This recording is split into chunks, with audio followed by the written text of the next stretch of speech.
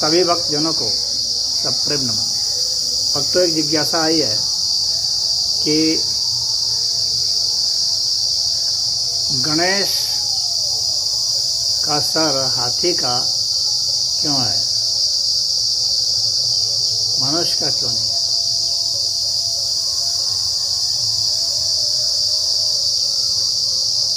तो पहले मैं आप लोगों को यह बता दूं कि पुराणों में जो भी कथाएं हैं उनका जो मानवीकरण किया गया है या प्रतीक अर्थ में जो कहा गया है, मूलतः वह वैदिक सिद्धांतों को ही बतलाने के लिए है। जो सामान्य आदमी नहीं समझ सकता उतने गूढ़ सिद्धांतों को, उनके लिए ही जो है पुराणों की रचना हुई है। वैदिक सिद्धांतों को कैसे सरल भाषा में समझा सके, लेकिन कालांतर में जब लोग पढ़ लिख गए तो यही सरल भाषा ज़्यादा जटिल भाषा हो गई और सिद्धांत जो है ज़्यादा सरल हो गए। पुराने ज़माने में जब पढ़े लिखों की संख्या कम होती थी तो उस वक्त यह उपयोगी था, अब यही जटिल हो गया है। अब जैसे इसमें या तो आपको पुराणों में अतिशयोक्तियाँ मिलती हैं बहुत ज़्यादा, या फिर आपको लगेगा कि यहाँ पर पटांग बातें हैं। हालांकि ये सारे जो हैं प्रतीकात्मक अर्थ में वैदिक सिद्धांतों को ही बतलाने के लिए है। तो अब गणेश जी की बात पर आते हैं। गणेश का मतलब क्या होता है? गणों का ईश। जो गण हैं, समुदाय हैं, समुदाय का जो नेता है, जो समुदाय का पूजनीय है, वह गणेश। इसलिए गणेश की प्रथम पूजा होती है, क्योंकि वह समुदाय का नेता है। तो अब बात उठती है कि समुदाय का नेता कैसा होना चाहिए। तो उसमें यह हाथी का सिर है, इसका क्या मतलब है? तो इस कथा से आपको एक समझना पड़ेगा, तो आप समझ पाएंगे कि हाथी का सिर का क्या मतलब है वहाँ। तो पहले छोटी सी जो कथा है, हालांकि हिंदू सब तो अधिकतर जानते ही हैं, लेकिन जो गैर हिंदू हैं वे नहीं जानते इस कथा को। यदि जानते हैं, पढ़ा है उन्होंने भी, तो कोई बात नहीं।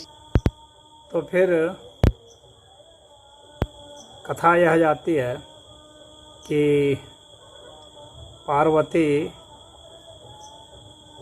स्नान कर रही थी और गणेश जी को, जो उनके पुत्र थे, उनको सुरक्षा व्यवस्था के लिए रखा था, किसी को आने के लिए मना किया था। शिव जी आते हैं और भीतर प्रवेश करने के लिए प्रयास करते हैं, तो गणेश जी रोकते हैं। शिव जी क्रोधित हो जाते हैं और गर्दन काट देते हैं।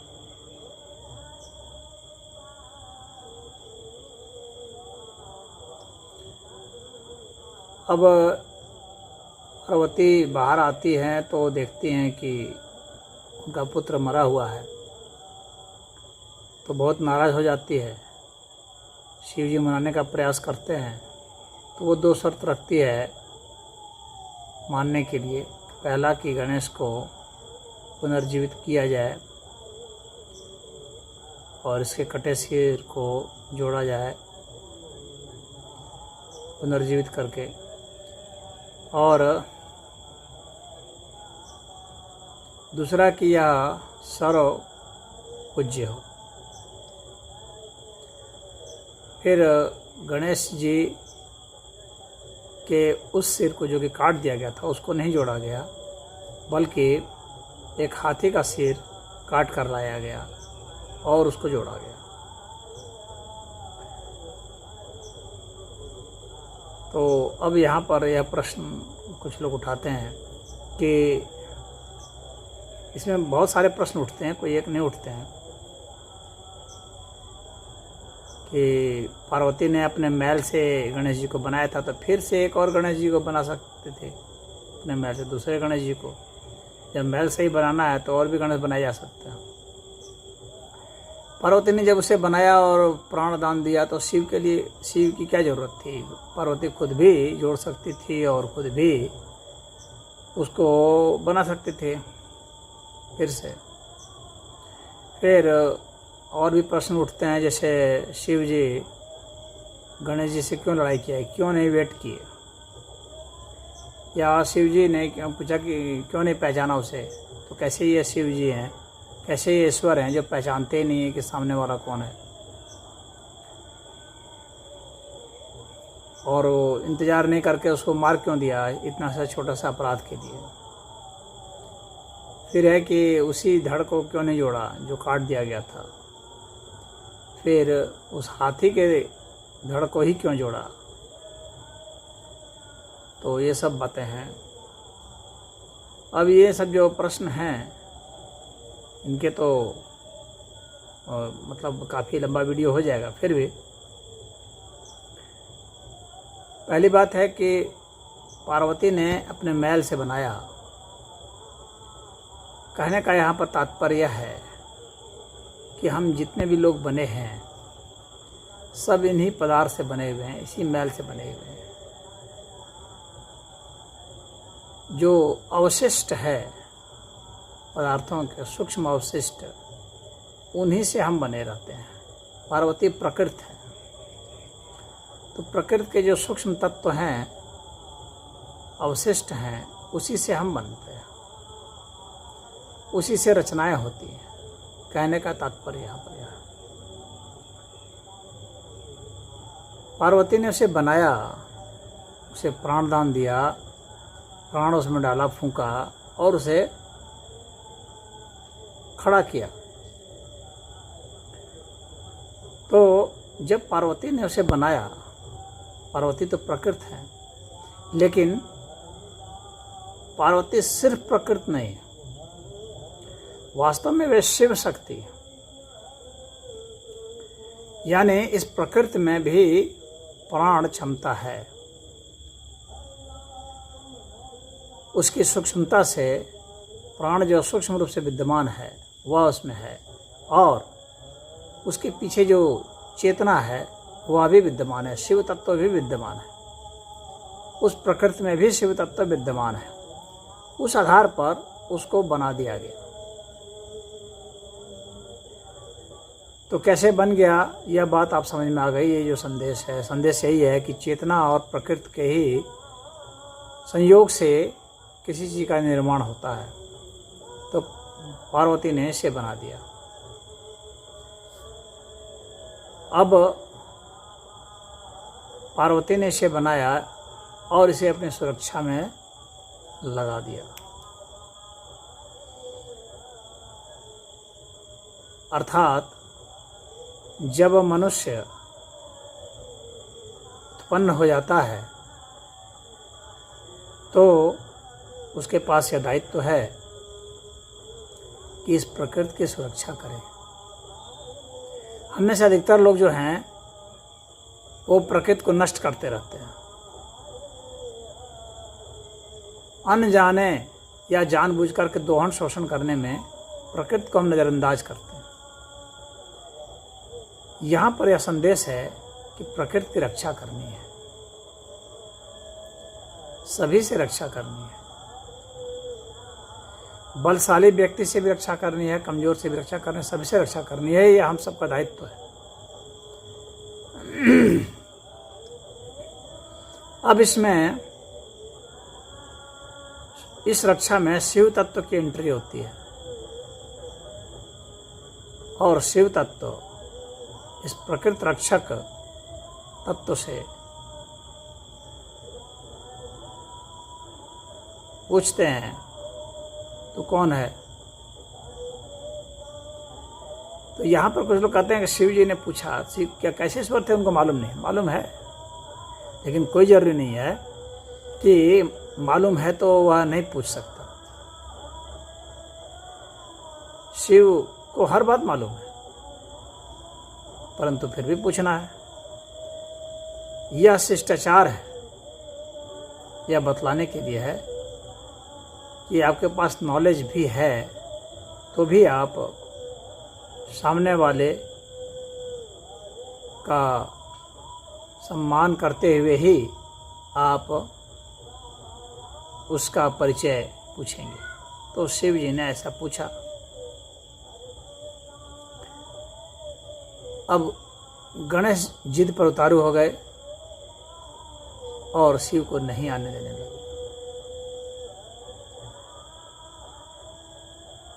यानी जो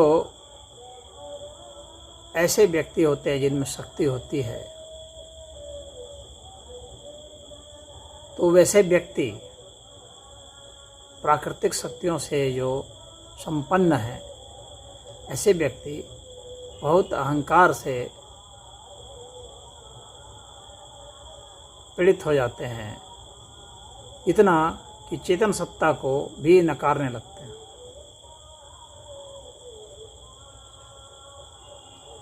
चेतन सत्ता से भी जूझने लगते हैं, यानी चेतन सत्ता को नहीं मानते, प्राकृतिक सत्ता को ही मानते हैं। यह कथा यह है कि इस कथा का संदेश यह है कि बहुत बलशाली लोग भी जो हैं वे चेतन सत्ता को नहीं मानते।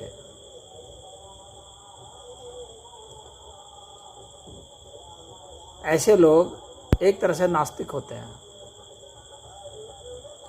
और वे युद्ध कर बैठते हैं, निरंतर युद्ध कर रहे हैं। तो चेतन सत्ता क्रोधित होकर के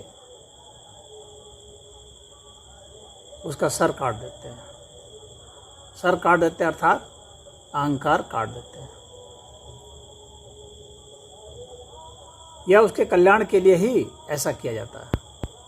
वह क्रोध भी कल्याण के लिए ही होता है। जैसे गुरु शिष्य पर क्रोधित होकर के उसे कभी पीट देता है ताकि वह पढ़ सके, योग्य हो सके। तो यहाँ शिव जी ने क्रोधित होकर के उसे मारा। उसका मतलब यही है कि चेतन सत्ता ने उसके अहंकार को नष्ट किया, गणेश के अहंकार को। यानी मनुष्य का जो अहंकार हो जाता है उसको शिव ही नष्ट करते हैं। तो जब अहंकार नष्ट हो गया तो ये जो प्रकृति है फिर रोने चिल्लाने लगती। पार्वती रोने चिल्लाने लगी। यानी यह जो प्राकृतिक शक्तियां हैं, जब अहंकार नष्ट हो जाता है तब सिर का विच्छिन्न हो जाना मतलब अहंकार का नष्ट हो जाना, क्योंकि अहंकार का प्रतीकात्मक जो है वह सिर है। इसीलिए बतलाया गया कि सिर को नष्ट कर दिया गया, यानी अहंकार को नष्ट कर दिया। तो ऐसे में प्रकृति परेशान हो जाती है, क्योंकि प्रकृति अहंकार से ही चलायमान है। अहंकार के नष्ट हो जाने के बाद ही ज्ञान अवतरित होता है, उसके पहले नहीं। तो पार्वती रोने चिल्लाने लगी। यानी प्राकृतिक जगत, स्थूल जगत जो है वो रोने चिल्लाने लगता है। कब? जब उसका अहंकार नष्ट हो जाता है। अहंकार में वो प्रसन्न होता है, क्योंकि अहंकार में वो शक्तिशाली महसूस करता है। अब वह रोने चिल्लाने लगी तो शिव द्रवीभूत हो गए। चेतन सत्ता सदैव जो है प्राकृतिक सत्ता के साथ ही, उसके संयोग से और उसके साहचर्य के साथ ही इस अस्तित्व का निर्माण करते हैं। तो प्राकृतिक सत्ता को प्रसन्न करने के लिए अब उन्हें दो काम करने थे जो प्राकृतिक सत्ता की मांग थी। पहली कि इसका जो है शरीर, इसे पुनः जीवित किया जाए। अब सवाल उठता है कि पार्वती ही स्वयं ही क्यों नहीं जीवित कर दी? उसे तो वो क्षमता थी। तो यहाँ पर यह समझने वाली बात है कि प्राकृतिक सत्ता उसी को जीवित करती है, उसी को प्राण देती है जिसमें अहंकार शेष होता है। यानी हम बार बार जो जन्मते हैं और मरते हैं वह इसीलिए क्योंकि हमारे में अहंकार शेष रहता है। अगर अहंकार नहीं रहे तो हमारा बार बार मरना जीना नहीं हो पाएगा। अहंकार के कारण ही ऐसा हो पाता है। तो अब अहंकार रहा नहीं, शिव ने ख़त्म कर दिया, तो अब पार्वती उसे जीवित नहीं कर सकती थी। यानी प्राकृतिक सत्ता उसे जन्म में फिर नहीं ला सकती थी। अब उसमें प्राण नहीं फूका जा सकता था। उसमें प्राण फिर कौन फूक सकता था? शिव तत्व ही। तो इसीलिए अब शिव जी को ही उसमें प्राण डालना था। यानी अहंकार नष्ट हो जाने के बाद जो आपके भीतर प्राण चलते हैं वे प्राण नहीं होते हैं जो अहंकार के पहले आपके प्राण थे। उनमें बहुत जबरदस्त गुणात्मक बदलाव हो जाता है। आपकी शक्तियां तो रहती हैं, लेकिन अब वे शक्तियां वे नहीं रहती हैं। अब वे चेतन सत्ता के द्वारा सीधे प्रवाहित होती हैं, चेतन सत्ता के द्वारा सीधे गाइडेड होती हैं।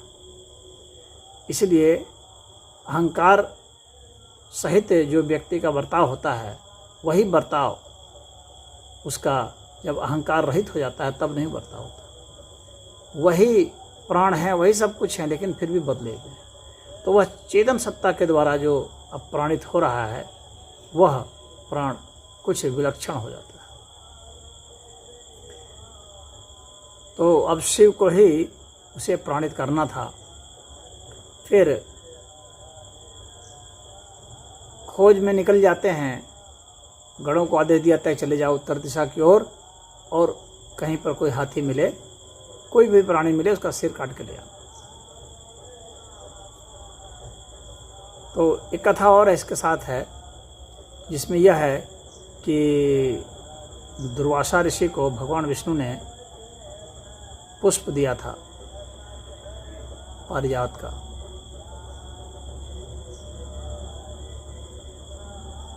अब वह पुष्प विलक्षण था, विलक्षण इस अर्थ में कि उस पुष्प को धारण करने से ही कोई ज्ञानी हो जाता था, और उस पुष्प को धारण करने से ही वह सदा के लिए पूज्य हो जाएगा।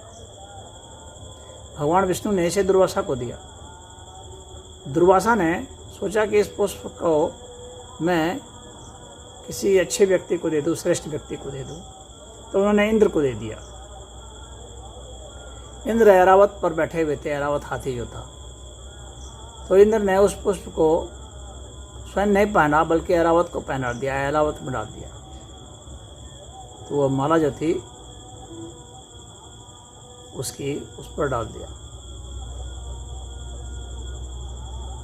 उस माला के पहन लेने से ऐरावत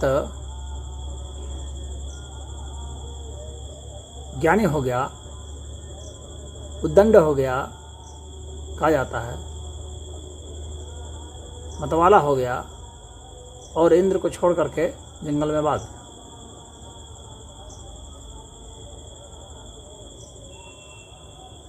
अब वैसे ही हाथी को मार करके उसी का सिर काट करके लाया गया और गणेश जी को लगा दिया गया। गणेश जी का मूल सिर ही क्यों नहीं लगाया गया? इस हाथी का सिर ही क्यों लगाया गया? तो यहाँ पर सिर, जैसे मैंने बताया कि सिर अहंकार का परिचायक था, जो गणेश का था उसको ख़त्म किया गया। तो जो अहंकार का ही परिचायक है तो उसको फिर लगाया नहीं जा सकता, और चूंकि भगवान ने उसे काट दिया तो वह सिर जो है मोक्ष को प्राप्त हो गया। भगवान के द्वारा जो वध कर दिया गया वो मोक्ष को प्राप्त हो जाता, तो उसे फिर से लगाया नहीं जा सकता। मोक्ष को ही प्राप्त हो गया, उसको फिर से लगाया नहीं जा सकता। और अहंकार जनित सिर था वह, तो उसको फिर लगाया नहीं जा सकता। अब यह जो पारिजात पुष्प है, इसे भगवान विष्णु ने दिया था, इसको पहनने से ही कोई ज्ञानी हो जाता है। भगवान विष्णु का सबसे प्रिय पारिजात पुष्प है। वह ज्ञान और भक्ति ये दोनों का ही परिचायक है। दुर्वासा ने उसे नहीं पहना, भगवान विष्णु ने दिया तो, क्योंकि दुर्वासा के पास ज्ञान था ही, भक्ति थी, उसे किसी और को दे दिया। कहने का मतलब है कि जो आपको ज्ञान और भक्ति मिलती है उसे अपने पास ही नहीं रखें, उसे किसी अन्य को दे दें, ट्रांसफ़र करें, अधिक से अधिक लोगों को बांटें।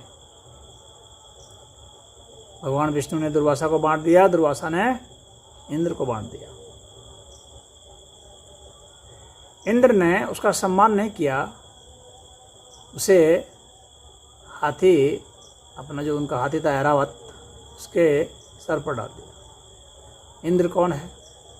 इंद्र यानी इंद्रियां, हमारी जो इंद्रियां हैं, ये जो हमारी इंद्रियां हैं ये ज्ञान का सम्मान नहीं करती हैं। ये तो भोगी प्रवृत्ति की होती है, भोगने में विश्वास करती है, ज्ञान वैराग्य भक्ति में नहीं। इसीलिए इंद्र जो है इन्हीं का प्रतिनिधित्व करने वाला है। यूँ तो ऐश्वर्यशाली है, परंतु ज्ञान और भक्ति रूपी ऐश्वर्य उसमें नहीं। उसने उसका सम्मान नहीं किया, हाथी में डाल दिया। हाथी जो है ज्ञानी हो गया। कहने का तात्पर्य है कि कोई भी प्राणी, चाहे वो हाथी हो या कोई भी हो, भगवान के प्रसाद से उसमें ज्ञान और वैराग्य आ सकता है, भक्ति आ सकती है। वैज्ञानिकों ने भी शोध करके पाया है कि चाहे गोरिल्ला हो, चिंपांजी हो, कुत्ते हों, पक्षी हों, इन सब में बुद्धि होती है। पहले के लोग, बहुत कुछ लोग तो सनातन धर्म में तो बताया गया सब बुद्धिमान होते हैं, सब ऐसे संवाद कर सकते हैं। लेकिन बहुत सारे लोग ऐसे समझते थे कि ये सब जो हैं बड़ा बेदीन होते हैं, इनमें कोई बहुत प्रखर बुद्धि नहीं होती है, काम चलाऊ बुद्धि होती है, इस तरह की। लेकिन जैसे जैसे शोध होते जा रहे हैं, अब यह सिद्ध हो रहा है कि इनमें बुद्धि होती है। कई पक्षियों ने तो भिन्न भिन्न प्रकार के ताले लगाए गए थे, उनको तालों को खोल दिया, ऐसे प्रयोग में आया है। कुत्तों के विषय में सब लोग जानते हैं कितने होशियार होते हैं वे। चिंपांजी ने कंप्यूटर पर मैथमेटिक्स का प्रॉब्लम हल कर दिया। तो ट्रेनिंग देने से बहुत कुछ कर देते हैं। ये अपने ट्रेनर के साथ संवाद कर लेते हैं, उनकी भाषा समझ जाते हैं, उनकी आँखों के हाव भाव, हाथ पैर के सब समझ जाते हैं। यानी एक संवाद स्थापित करने में समर्थ होते हैं, भाव भंगिमा समझने में समर्थ होते हैं। पशु भी, चाहे घोड़ा हो, हाथी हो, सभी। तो ज्ञानी कोई भी हो सकता है। मनुष्य यह अहंकार नहीं पाले कि ज्ञान उसी में हो सकता है, भक्ति किसी में भी हो सकती है। सभी प्राणी में ज्ञान और भक्ति की संभावना है। तो वह ऐरावत हाथी भी ज्ञानी हो गया।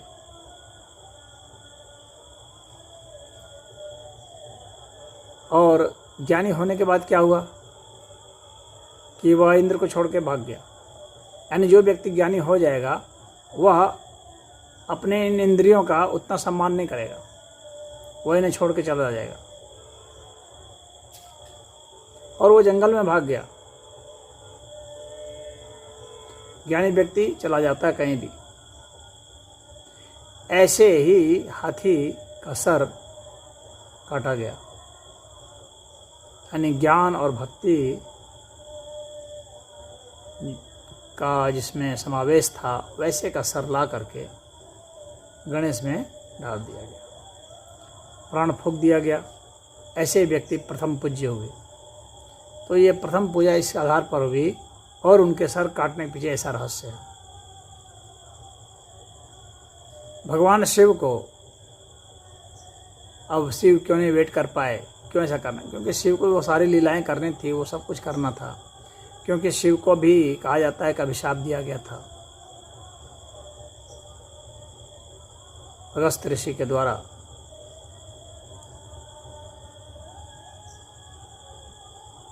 तो जो शाप दिया गया था उसके कारण ही उन्होंने उनके शाप को, उनके वचनों को निभाया।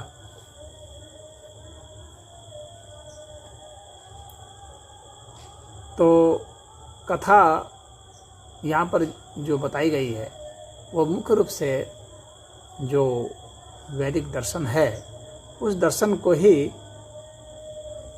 साधारण लोगों को समझाने के अर्थ में है। लेकिन अब तो ये जटिल हो गया, इतनी कथा, इनका रहस्य काफ़ी जटिल हो गया। पहले के लोग जो थे उतने प्रश्न नहीं करते थे, तो वो समझ जाते थे कि हाँ ऐसे ऐसे है, तो वो मान के चलते थे, उनके लिए वही सरल था। अब यही सरल अब जटिल हो गया, क्योंकि अब यहाँ तर्क आ गया कि यह कैसे है। तो अब ये साइंटिफिक वे में और लॉजिकल वे में इसका इंटरप्रिटेशन होना चाहिए।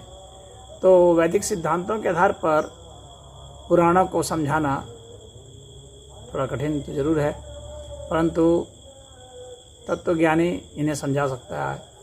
तो ये जो कथा पूछी गई है कि शिव ने क्यों काट दिया गणेश का सर और कैसे लगाया, इसमें जो भी प्रश्न उठते हैं मैं समझता हूँ कि उसका समुचित उत्तर आप लोगों को मिल गया होगा। तो इसमें इतना ही। ओम।